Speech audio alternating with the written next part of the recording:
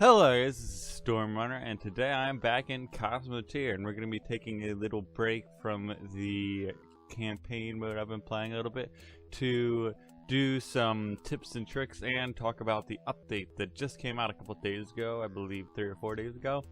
They added multiplayer, which I've been asking for forever now in this game. It's a free not online game, it's a free download game that you can now play online with other people.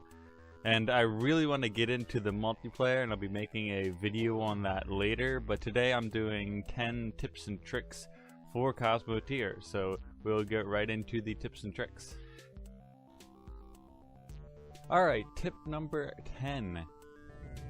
You always want to be aware of your range. As you can see, this little ship we have right here isn't really able to fire on the ion frigate that is currently kiting him very well, actually. You can set the range for your ship to be attacking, and look, he's just obliterating him and he has no chance now, just because the range of the ion is much better than most other weapons. But one of the best ones we have in the game are the missiles, so I would tell you guys to use them more than most of the other weapons. Well, not more, just have a couple missiles on there, just because they help a lot, and they do a lot of damage if they're not shot down by the point defenses. Number 9, we want to look at the armor you are putting on your ships. You always want to have a lot of armor on your ships where you can put them, but you don't want to go overboard to where it makes the ship so heavy it can't push itself. So you want to have, you can stick armor anywhere you have some space for it. Let's just put it that way. If you have a little bit extra space, it doesn't have anything there, like a crew quarters or something, you can put a little bit of extra armor there, and that'll usually help. And especially in the front with armor or shields, those will help a lot with not dying, not taking as much damage, because the armor takes the least amount of damage and takes the least amount of money to repair. So especially on like this built-in ship, the Bitter, it has a lot of armor on the outsides, and especially it's got all the shields built into it that'll help it not take as much damage. Number 8, we have pathways, which a lot of people underestimate in the game, I believe, just because they don't realize how important they are. And a lot of the ships, especially when you get bigger, like this is one of my biggest ships I've ever built, you have a lot of people that have to move around the ship very fast to get your ammo and your energy to your guns, shields in the front, because that's usually the main point you're attacking with.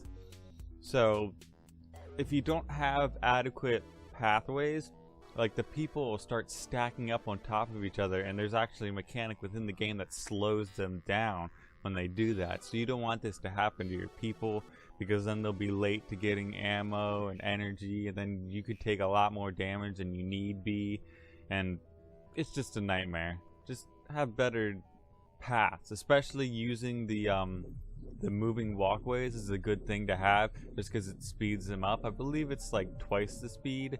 Just try to make sure you have a good enough pathway for all your people. Number 7, we have your men or your crew. You want to have an adequate amount of men on your ship so that you reach the minimum, because if you go below that minimum, that means there's not even enough people to get on all the weapons or the engines or even like the control systems of the ship. So you want to have at least the minimum. I would recommend the recommended, just because that's the one mechanic I really think is important in this, that it recommends for you, just because that's a good amount of people to have that's not overflowing your ship, that'll be able to get all the stuff to your guns, hopefully not crowding up your ship if you have good pathways. But number 6, we have the energy cores. Now, not only the placement of the energy cores is important, you don't want to have them in the middle as much usually. It's better to have them spread on the outsides, because people will attack the middle of your ship first with their ion beams and everything. But you don't need as many cores as the game tells you. This is one of the mechanics I don't really go with. As you can see, most of the built-in ships don't even hit the recommended. I mean, they're just about the minimum, which is about where you want to be with most of your ships, just because you don't want to have too many cores to where your ship will explode because of so many cores being hit by a weapon system of your enemy. You just want to keep the at a medium, a happy medium, and you can add in the power storages just to help you with the distribution of power, and just let those fill up, because I believe those don't explode and they're a lot cheaper than the cores to have. Number 5, we have the crew quarters, and in the game currently there are only 2 types of crew quarters. It's the larger one and the smaller one, and what I'm recommending here is using the larger ones as much as you can, because as you can see, if you haven't realized in game yet, there are 6 beds in the larger one and only 2 in the smaller one. So if you can fit the bigger ones in, you get an extra 2 beds in that space if you were only put the smaller ones there. So I would really recommend putting the bigger ones in there just to keep the size down in the crew quarters for the amount of crew you need for your ship. Number 4, we have Sufficient Thrust. You want to have a lot of thrust on your ship so that you do not get entangled in a fight where you cannot keep up with your enemy. I mean, once you get larger ships, you can have a whole crew of spaceships that are able to corner one and push it towards them. But when you start out a smaller ship, you don't want to make it huge and only have like one thruster facing each direction, because then you're going to be so slow and people can use the kiting method to just destroy you in a matter of like seconds almost. It's crazy how fast some of these ships go down, but in general you want to keep a lot of thrust there. And number 3, you want to add those point defenses in. As you can see, I've actually made an entire small ship I can add to a fleet in my space gang, or whatever, I don't know what you want to call it, my space fleet. But you want to have a lot of point defenses, especially on larger ships, and especially when you get to the higher levels, because the higher levels throw so many missiles at you. Some point defense, if you have little to no point defenses, they're not able to keep up. I would either put a lot on your larger ships or have like a smaller support ship that's able to shoot down the missiles for you. Like these guys, they're able to take a lot of the missiles out, well, almost all the missiles it seems, because I have like 10 of them here.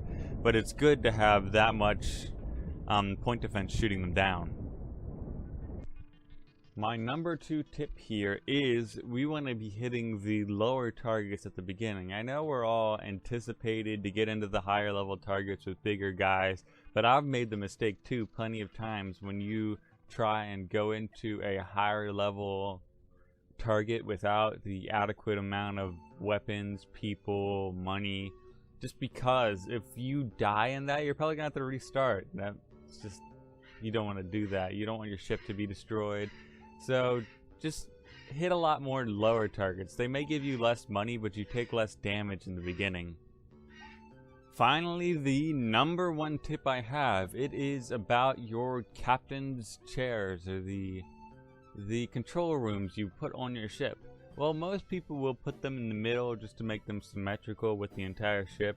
That's not a great idea. As we know from other things, we don't want to put everything directly in the middle of the ship, just because there's a lot of fire coming directly to the middle of the ship, because a lot of people have the ion beams in the middle of their ships, especially the built-in ones. So we don't want to put the control room right at the front of the ship in the middle, so it'll be destroyed, and then you lose control of your entire ship, which you don't want to do.